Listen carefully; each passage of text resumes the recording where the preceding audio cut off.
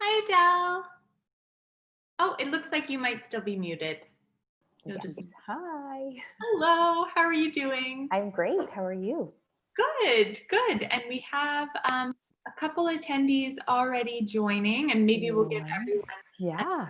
minute or so. I know we have over, I believe it was over 60 or 70 people registered for today. So that, Stop. Really?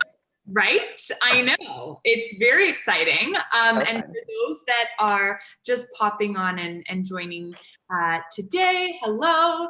And today I wanted Adele to talk a little bit more about this concept of autopilot and really how we can get ourselves off of it because it's not a great place to be. Mhm. I'm really excited to kind of close this series off today. Adele, you've been really transformational for so many who have Thank you. whether you've caught in for one or all of them. For those watching right now, if you've watched one of the episodes and would like access to all of them, please feel free to message me directly, and we'll make sure that we get you set up with the full training. And with that, I'll kind of pass it over to you with the concept of if we can dive a little bit deeper into this concept of autopilot, maybe Okay. to start with almost your definition of what autopilot is and kind of get everyone resonating with that. And then kind of what are the next steps to make sure that we're continuing to, talked about desires, intention, like how can we make sure that we are the master of our life? Okay, awesome. So just a quick clarifying question, because when you say autopilot, what do you mean exactly? And then the other thing I want to make sure is I think we said we were going to leave some time for Q&A for people. So this is a great opportunity for people. If you have watched others or you have questions, like pop it in the chat. And this is a great way for you to get your question answered. Great. Thank you for saying that. At any time, feel free to pop your questions in the chat and I'll monitor that, and we can save them for the end. But if a question comes to you, go ahead and pop it in. Yeah. As well, we have two questions that came through Instagram DMs. Okay. So I'll also ask those at the end. Perfect. And yeah, in terms of autopilot, for me personally, it's sort of this feeling of, oh my goodness, well, I have so much to do. I have so many goals.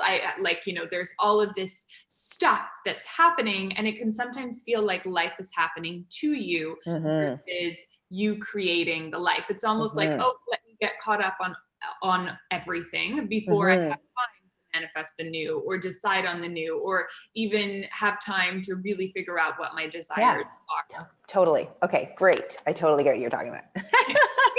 I just wanted to connect your dots. Okay. So what I hear when you say that, and this is perfect because it just leads me down a whole thought trip. So great. So when I hear that, what I hear is, and by the way, can you hear me okay with my headphones? Okay, great. Yeah. This is what most people do, and I call this going unconscious.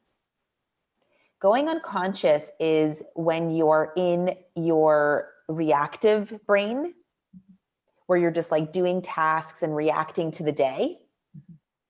That's actually called being unconscious. That's actually, and I'll draw a little diagram as a little refresher. Like that's just saying that your subconscious mind is what's running the show. And remember, your subconscious mind is the part of your mind that stores all your habits and patterns. And so when you actually think about it, the latest research, it tells us that about 98% of our day is in our subconscious mind, meaning most of what you do is a habitual pattern from the minute you wake up to go to bed. So when you're going through the day, reacting to the day, and you're kind of just like in it, when you say like, what was the word that you used at the beginning there? Like there's just so many things life is happening to you. Life's happening to you, autopilot. What that really means is that you're not conscious of what you're doing and you're not present. Because think of it this way. For anyone who's ever dealt with depression or anxiety, depression is actually telling you that, or depressive thoughts mean that you're in the past. You're thinking about something that happened. Anxiety is you're worried about something that's going to happen. when you're in those states, you're actually not present. And when you're on autopilot, you're not present because your subconscious mind is governing the show. And your subconscious mind is literally just an automatic process. Okay. So part of this work is about, and it's not possible to be conscious 100% of the time. Okay. But part of the work is noticing when you're unconscious and being like, whoa, where was I going there? Where was I thinking? Where was my head? Does that make sense? And Yeah. catching yourself. And I'd be curious to know, like, your experiences with being conscious, like outside of meditation or outside of when you're carving out that time to be conscious. Yes. Like, how do you implement it into your daily being so that it's Totally. not separate, occurrences? So it's a practice, just like everything else is a practice. So meditation is a way to stay conscious. Okay. Going for a walk in the woods, in nature, and observing nature. I'm not even kidding you. And I'll give you an example. And I said this in one of my courses the other day, and people were really like dying laughing. So I said to them, go out in nature. I'm not even kidding. This is a great exercise. You go out in nature and you observe like a squirrel. Okay. Because it's easy to find a squirrel. And for those of you that are listening, pay attention. Observe a squirrel and ask yourself, does the squirrel get confused about its purpose in life? No. Is the squirrel worried about what other people are going to say about them? No. The squirrel is living its life based on its purpose in the whole evolutionary chain. Like, it's here for a specific purpose and it's doing its purpose. So when I go out in nature, I observe nature, trees, I observe animals, and I think to myself, this is the purest expression of truth. We as human beings get confused about our purpose. Why? Because our subconscious mind is constantly telling us how to think about what we see. It's telling us, remember imprints? We talked about that classes ago. We are confused because our ego, the part of our mind that wants to keep us safe, that's a way that people stay stuck and safe. They go into confusion. How many people do you know go confusion? Confusion is one of the strategies that you have that keeps you safe. But confusion is not the natural state of the universe. The universe and animals are not confused. We get confused because of the way our brain works. So let me actually remind you a little bit.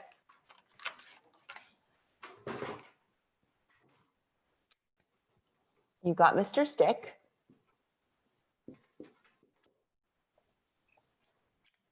And you've got your conscious mind up here and your subconscious mind. This is a great little refresher. You can't learn this enough. Like, I teach this all day, every day. And the more this is what's so powerful about this work is the more I teach it, the deeper level of awareness I get. So this is not, oh, I learned it once, I'm done.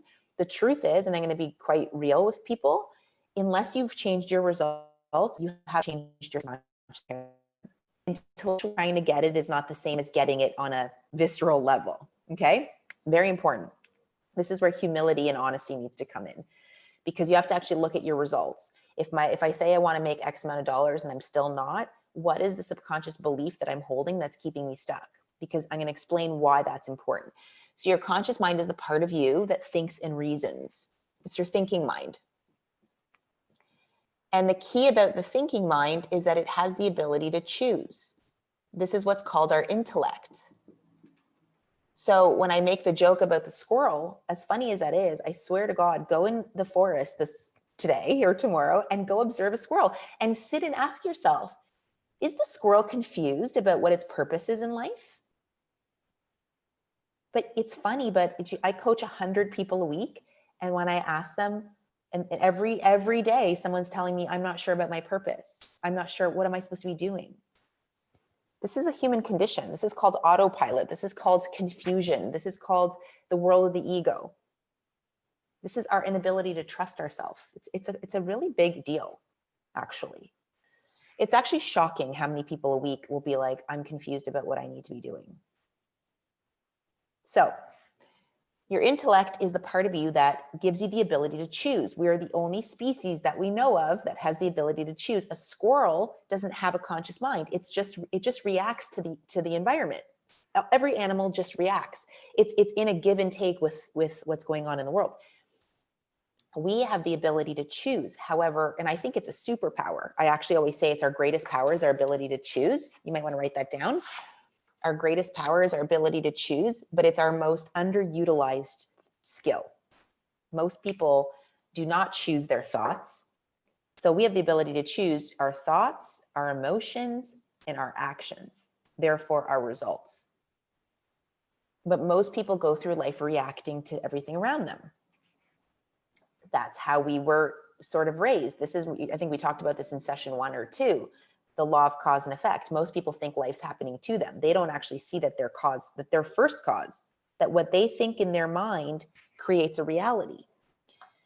The subconscious mind, on the other hand, the conscious mind, the important part here to remember, this is like a little refresher, is it has the ability to accept and reject information. That's key. Why is that important? If you're watching the news or you're listening to something, your conscious mind, your intellect is the part of you that's saying, oh, I agree, I disagree, I like that, I don't like that, okay? The subconscious mind, on the other hand, it does not have the ability to reject and accept. It can only accept everything as fact.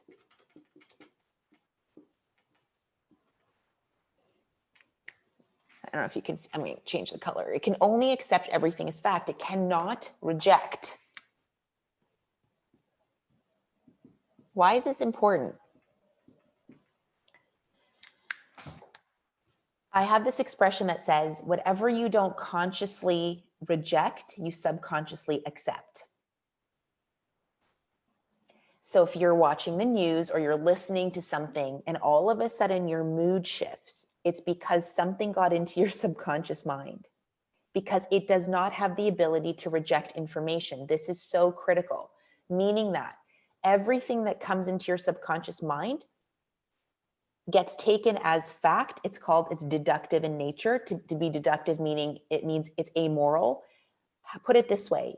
It's like fertilizer. If you're planting a flower or you're planting an onion, the soil will grow an onion because soil is deductive. It doesn't care if it's an onion or a carrot. Your subconscious mind is the same about positive and negative information. It doesn't know the difference. It doesn't care if it's positive or negative. It's just going to grow what you put in it because it's deductive. It cannot reject. So what's so important about this is that our subconscious mind tells us how to think about what we're experiencing. And we talked about this. You should probably listen back to session 1 or 2. The how you think is based on your childhood and your parents, right? So if you've come from a family where there was a lot of scarcity and lack, or you come from a situation where you felt not safe, that becomes how you think about what you're experiencing. So how does this relate to your results? Your results, circumstances, and environment. If you take a look at your results right now, honestly, and you say to yourself, maybe my results is that I'm not experiencing as much financial independence or abundance. Okay, how am I thinking about money?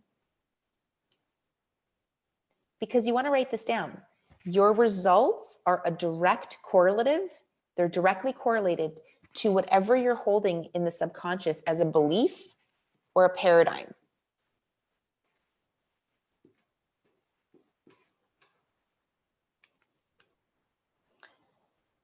Everything that you're experiencing as a result, and don't take this as a judgment, take this as a scientist. This is just a neuroscientific fact. So take the judgment out of it. You look at if you're being honest with yourself and you say, what are the results in my life? In whatever area you want to look at, relationship, health, weight, love, sex, intimacy, money, whatever. And you look at it honestly. And then you say to yourself, what if I'm experiencing a lack of money? Let's just use money as an example. What might I be thinking about money? What's the belief I have about money? Well, it has to be that there's not enough. Has to. because whatever you hold as a belief in the subconscious mind gets manifested as your results, because the subconscious mind tells you how to think about what you're experiencing. And it's literally a mirror. It's like a looking glass into your reality. The minute you change your subconscious programming, which is the work that I teach, that is the work. It's like, it's at least 90 days to change a paradigm, by the way, everybody. It's not going to happen because you had one conversation about it. It's literally a consistent practice that I teach. You literally have to change, because we know you could change the belief. That's what we know about the neuroscience of the mind, the plasticity of the brain. So if you have a belief right now that there's not enough, that is exactly what you're experiencing in your external reality. So what I teach people is that you have to uninstall the belief, the paradigm, the imprint. It's all the same word. Paradigm is just a set of beliefs, like a pattern set of beliefs that you inherited from your parents or your upbringing, if you were raised by grandparents, society at the time. And if you want to start to create abundance, you have to start to have a belief that there's abundance.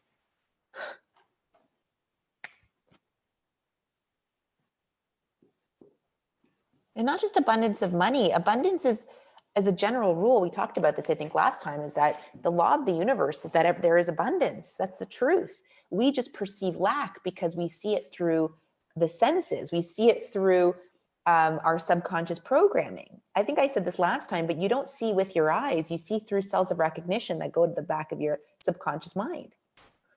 This is why me and you in the same room would have completely different experience in the same event. Why? Because we're looking at it with a different lens. If I have a scarcity mindset because I grew up where there was never enough, I'm going to see everything as not enough. But if you grew up, Kiki, in a home where your parents had a lot and talked about plenty, I'm going to see everything as abundance. So it's important to really, kind of the theme of the week has been to know thyself, like the Greek maxim, know thyself, that's inscripted at the base of the Apollo at Delphi. To know thyself is to know the inner workings of your mind, to know the good, bad, and ugly parts of yourself, and not come from judgment, but come from the more I know about myself, the better. Oh my God, I have an amazing quote for you as it relates to that. And it goes, I'm going to just see if I can remember it exactly off by heart. But it basically says, yes, it says, the degree to which a person can grow, the degree to which a person can grow is directly proportional to the amount of truth he can accept about himself, or she can accept about herself, without running away. So the degree to which a person can grow is directly proportional to the amount of truth a person can accept about themselves without running away. And that is exactly right, because most people don't want to acknowledge that they have parts of themselves that they don't like. The truth can be ugly. However, when you can really come from a place of non-judgment and observe yourself and just see, when I get results, guys, I look at them like a scientist. I go, what worked, what didn't? Why did I get that result? I don't make myself wrong or shame myself or do any of that bullshit. No, I just go, I got X and I said I wanted Y. What happened there? What was I thinking?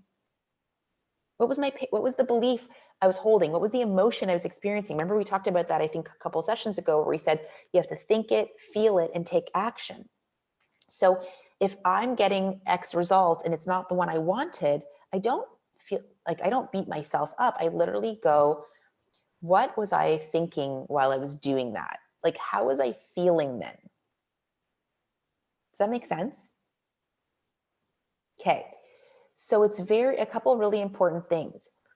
One is, if you really want to change a subconscious paradigm, you have to work at it for a while consistently. Okay. So this is a great little start that we've done here. But the truth is it requires a daily practice of truly being conscious, to your point about, autopilot. There's no autopilot present when you're trying to change a subconscious paradigm. It's like, if I tell you what my daily practice is, like, you'd be like, I meditate for a certain amount of time. I do affirmations in the evening. I do this, I do this, I do this. I mean, I teach it, I live it, I breathe it, I read, I study every day. I have a whole system I teach in my course.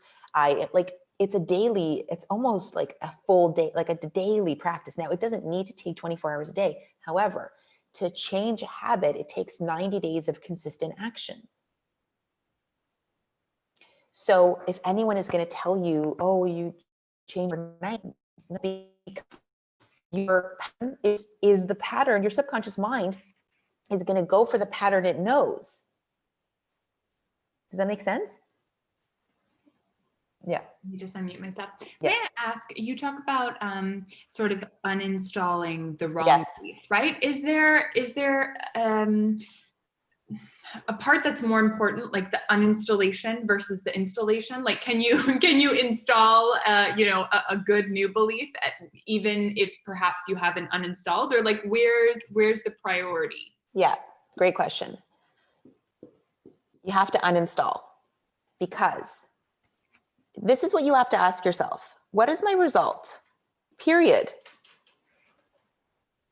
What do I say I want? Get really practical with yourself, guys, on the call. Like, pick something, don't go esoteric and don't go like intellectual. Pick something you're dealing with in your life. What do I say I want? Let's say I said I wanted to make $50,000 this year. I don't know, just picking anything, okay?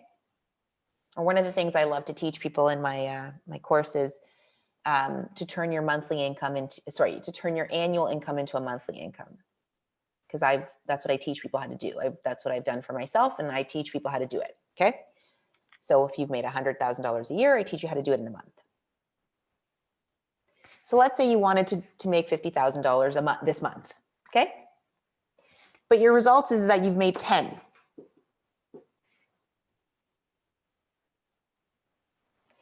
You have to so then you have to go back and say, well, that just means that there's something going on here about money, unless you've just done nothing and you're sitting in the couch. I'm talking about if you've done all the right actions and you're doing all the right things, but you're still short.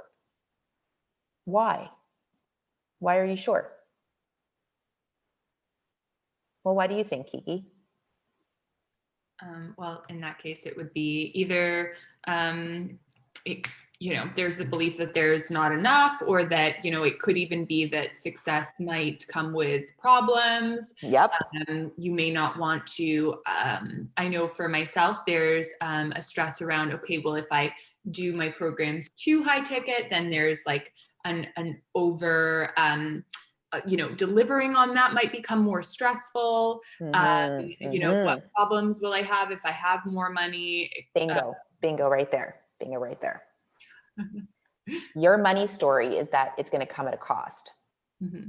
So you won't generate money if that's the belief. Mm-hmm. Period. Most people have a money story. Money, first of all, money doesn't grow on trees, or people with money are bad, or if I make a lot of money, it's going to require more work, or money comes with problems. Or that people won't have enough money to pay me. So like the line of work that I'm in, it's not like, moral to ask for like an incredible amount, because it's just not applicable to my space. It's wrong to ask for money. Do you see that those are all the beliefs that you hold? That's the paradigm you have about money. Now, if that's the subconscious, and even now, as you say it, now it's conscious.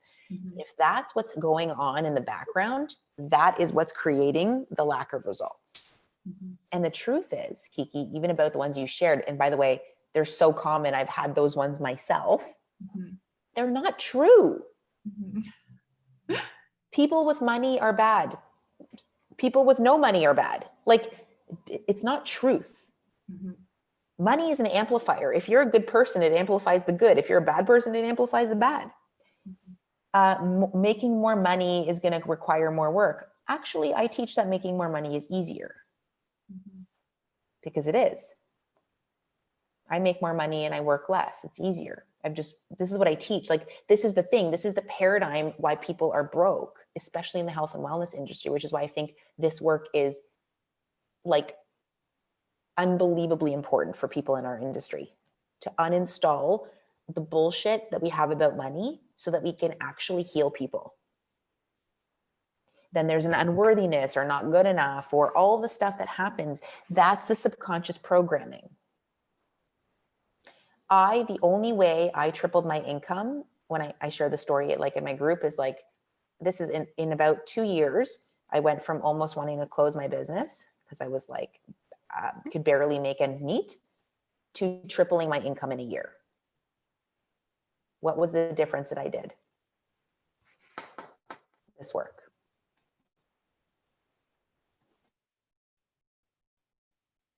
Honest, like I'm not bullshitting anybody. How Yeah. how do you install the beliefs so that they don't feel like, okay, I'm reprogramming my brain and like, you know, now I'm gonna write it like a gazillion times in my journal so that I believe it. Do you know what I mean? How can you make it so that it feels like it's a value-based belief versus a hack to program your brain? Yeah, so it's never a hack. That's not how I teach it. I teach it based on a couple different things. Affirmations in the evening before going to bed that you record in your own voice. I teach a series of things where it's actually not about a hack. It's actually about understanding that it's the truth about who you are. Abundance is my birthright is a truth. So I don't teach creating affirmations that are bullshit. That's actually not going to stick. We're all born to be successful. It's our birthright. We just aren't aware of how to do it. So you have to learn how to heal the imprints and then reinstall the new thing. But you can't skip steps. People are always like, well, what's the way to do it? Well, you have to go through the process. I guess that's my point, is that there is no short way to do it. There's no hack. People that sell the hack are hacks. Like I've been doing this for 20 years. Now, I mean, I've been I would say, honestly, I've been really practicing this for the last 5, like really devoted to it. And it doesn't have to take you 5 years to change it. Honestly, people can get results in like 2-3 weeks and being consistent with the practice, you know? So part of it is understanding that it's like, it is a practice just like anything else, just like brushing your teeth or flossing your teeth or drinking water. Learning how to use your mind properly, how to heal these imprints, how to like create and install new beliefs is a process. It's a meditative process. It's an affirmative process at night when you're going into a theta wave sleep, theta wave at night when you're sleeping. It's the narratives that it's shifting the narratives, catching yourself saying negative things about money. Like whatever you just said there, Kiki, you need to erase that from your vocabulary because it's not true. It's just, when I even hear it, it's so funny because it's like, I'm a lived experience that that's not true. Okay. But there's no short way to do it. Like I am a dedicated, like I think I said this to you last time, not only do I teach it, but I have a coach that I work, like I work with someone because you can't work on yourself, unfortunately, right? Because it's like, otherwise we would all be able to do it. And my dedication is like, I have a year contract with him, but it's like, I said to him the other day, like, this is indefinite for me, because the more you do on yourself, the more you realize you always need to be accountable to it, because your old paradigm is going to want to creep in. So the question becomes, is this something I want to devote my life to? And I think that's what distinguishes I call it like the apprentice from the professional, is the person that's like, I'm going to dedicate my life to to rewiring my brain and to stepping into my ideal version of myself that we talked about at the beginning. That requires a daily commitment, you know? And I think this is a great start for people. But if you're serious about actually doing the rewiring piece, like it is really about dedicating yourself to the practice and like, you know, working with, whether it's me or somebody else, like it doesn't have to be me, but there is an actual process required to doing it. Does that make sense? It's not just like, oh, do this and do this. And that's why it doesn't work. Yeah. Yeah, go ahead. I think perhaps because we're at 2:30, maybe shall I go ahead and the 2 questions that we did get Yes. messaged. And then as Yes. I'm asking these, I see we still have loads of people, and some people came on halfway. Yeah. So feel free to type it in the chat. Don't be shy. It's okay. There's no stupid question. So the first one that we got is there a system to formulating your dreams / desires? I mean, it's a big question. Is there a system to formulating is it? there a system to formulating your dreams / desires? I'm not sure if they're looking for almost like a template, but what's your like initial reaction? Is the person that asked that question on the call right now? It's too bad I can't see people because no. Okay. So hopefully this person watches back. And if so this is next time we do this, we should do this as a Zoom so I could see everybody. Okay. Because that's way better for me. That question in and of itself is part of the problem. Not from judgment, but from this is what people do to themselves. They overcomplicate. Is there a process to figure out my desire? No. Your desire is innate in you. It's part of your remember we did this last time? You're born with it because it's in your subconscious. Sorry. Everybody has a purpose and a desire here on earth. It's what you think about in your secret thoughts. It's what you dream about. It's what you can't stop thinking about. The problem is that people don't give themselves permission to want what they want. So when someone asks me that kind of question, I say, if you were to give yourself permission to want what you want, what would it be? Not what you think you do, what's practical, mom and dad told you. What is it that what lights you up inside? What do you read about and Google and think about and dream about? Like for you, Kiki, you know what it is. You love talking about health and like supplements and this, like, it's clear what your desire is. You do it all day long. What do you think my fucking desire is? Helping people get past their shit. Yeah, exactly. Like, did you have to guess that? No, you see me demonstrating it in my life. It's what I think about, dream about, eat about. Do you know, I study it constantly. Nobody has to ask me to do it. My fiance laughs. I buy about 5 books off Amazon a week. I spent thousands of dollars. I don't have any more place to put it, but he's like, you have an addiction to buying books. I'm like, because I'm obsessed with studying about all transformation, physics, science, behavior change. Like I study, this is my life. It's my work, but it's my life. I didn't always. So as a little backstory, my mother wanted me to go to dental school. So when I went to university, I did neuroscience as a degree, but I was kind of grooming for pre-med. And I remember writing my DAT exam, which is like carving teeth, whatever. And I was bawling my eyes out. And it was this moment of going like, am I going to do what people tell me to do? Or am I going to follow my desire? Most people are stuck in what their parents told them they should do. So you have to start with, give yourself permission. What do you think about in your secret thoughts? What do you dream about? Some people, it's like, I love flowers and I wish I could open up like a flower shop. That's it.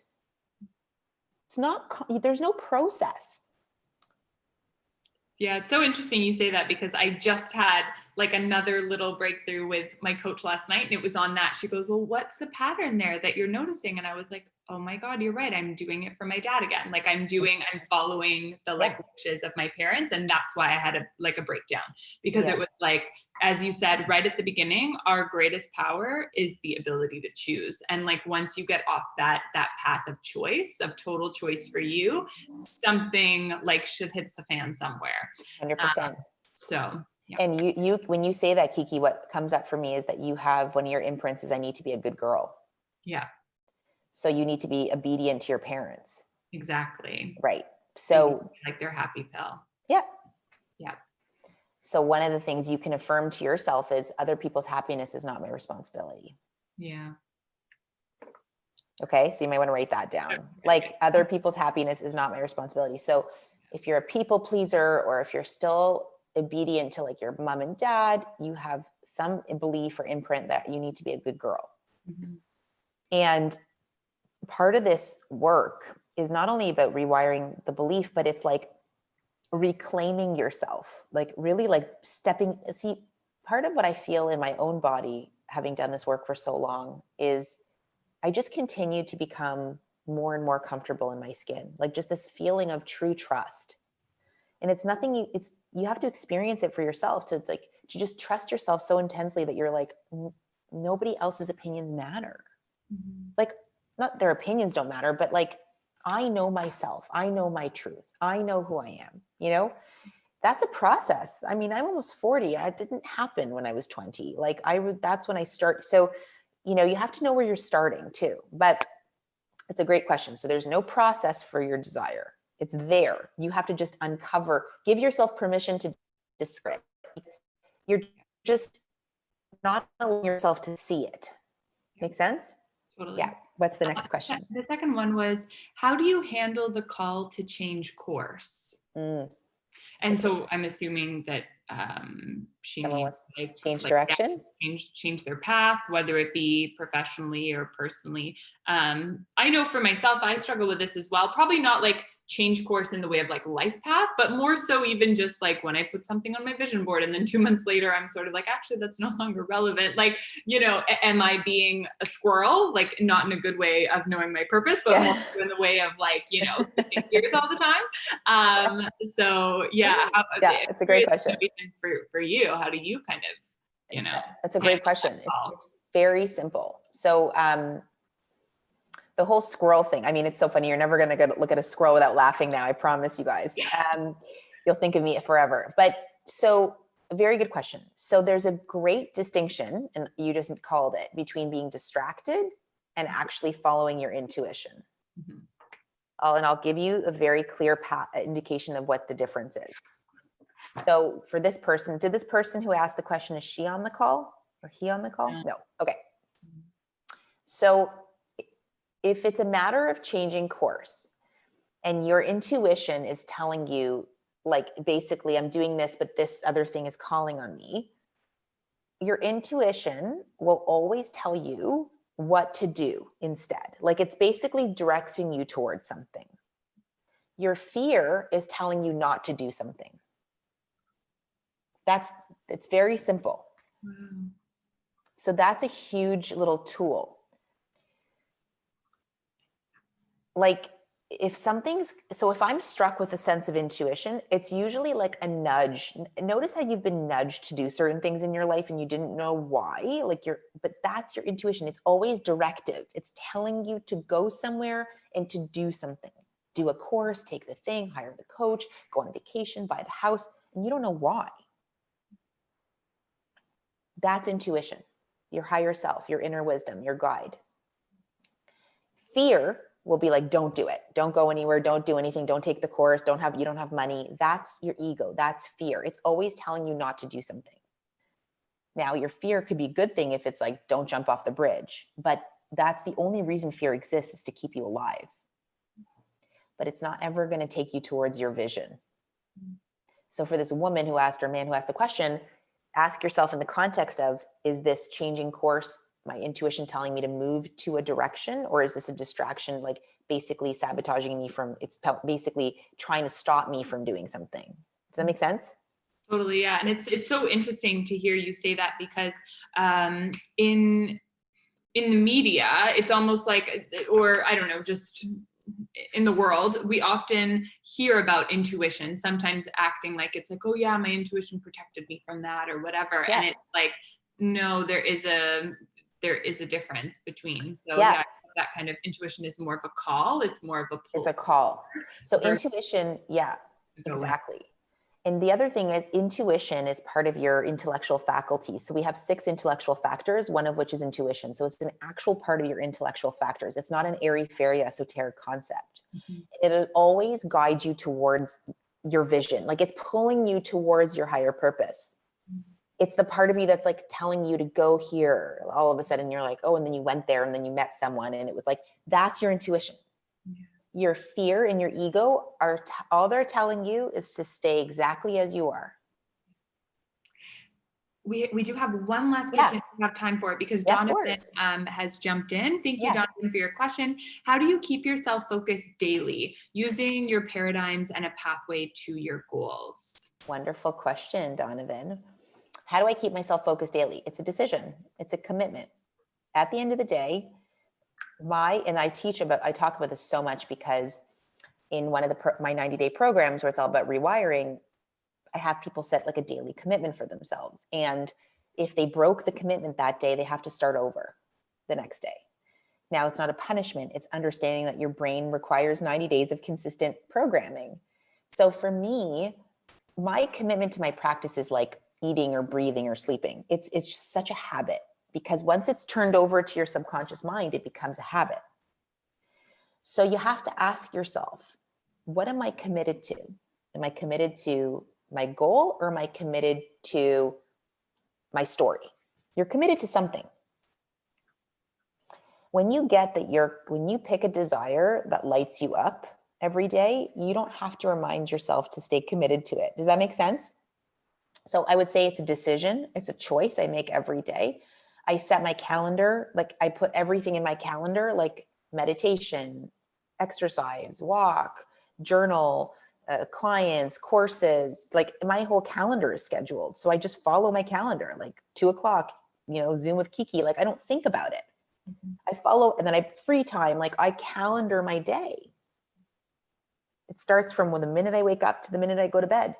And that is how productive, successful people work. They don't just react to the day. They create their day. So it's really great. But Mondays are training. I'm a superstar. Yeah, you got to rewire that belief. That's just a bad habit. You have to learn that when you think about, I look at it like I teach people how to have an elite mindset, and it requires a shift in how you think about things, right? So if you want to be really successful at what you do in a professional, it requires shifting even how you relate to your calendar and your week and like productivity. It's not about grinding. It's actually about, here's the thing, if you actually followed your calendar, you'd feel super free because you wouldn't be confused about what you had to do at any time. And you carve in exercise, and you carve in eating, and you carve in sleeping, and I carve out time with my son. And when I have that time, nothing else happens. I put in when I'm going to go on Instagram, and I only do that a few times a day. I don't spend a lot of time on social media. Like these are all the hacks and the tools, so to speak, that I think you need to think about. So all that to say, it's a habit, it's a practice, it's a decision, and at the end of the day, you have to always look at what is it that I'm trying to create in my life. If I'm just trying to stay status quo, then you don't need to worry about this stuff. But I think most of you on these calls are called to do and be a higher version of yourself. So it's going to require different strategies. I've had to learn these strategies myself because, like I said, there was a few years ago where I literally was like, I couldn't afford to pay my team. I was like, it was terrible. But it was the rock bottom I needed for myself to really create this. Breakdowns precede breakthroughs, always. So to that end, I wanted to also share with you guys, I have a free web masterclass coming up in November. Perhaps we can put that in the chat for people. Yep. It's totally free. It's an hour training. And if you guys like this stuff and you want more of it, so if you go to www.ceoblueprint